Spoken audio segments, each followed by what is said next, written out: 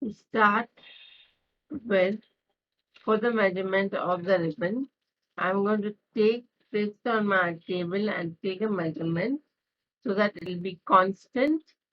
And then I'm going to fold it in half.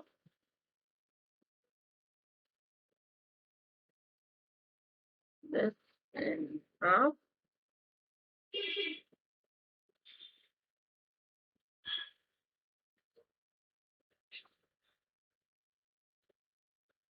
And with the help of this, and I'm going to,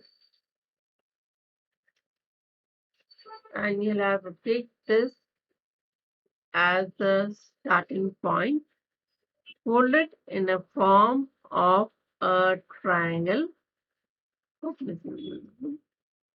Then you go up with the other side of the ribbon, up. The next one will go down,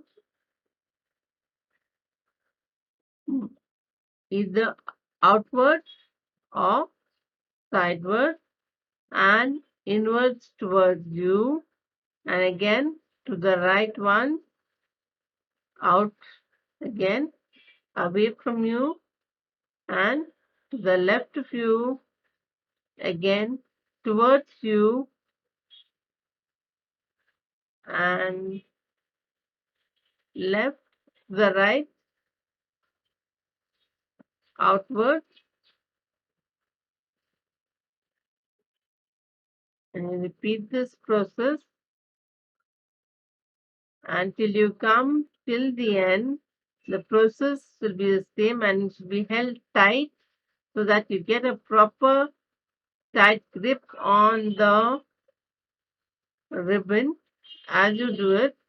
It'll need some practice, but as you get along, it'll help you to do it with ease.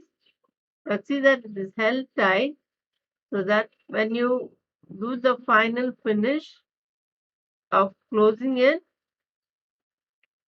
it'll help you get a nice rose.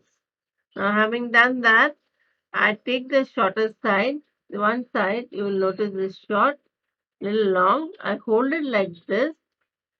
I hold it and I pull it up slowly and gradually.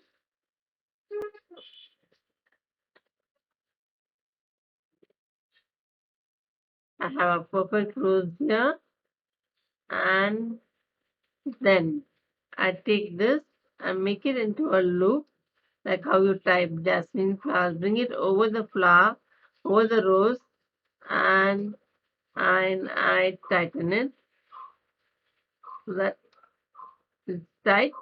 Then you can take the needle and thread and stitch it. Now, what are the applications that you have for this rose? One is you can create a beautiful hairband. Next, you can stick it on dresses. You can also make a wonderful uh, bag handle with this. And there are various things which are simple and easy. You can use it on a glass bottle and make a lot of these roses and use it as a deco on a glass bottle too. Thank you.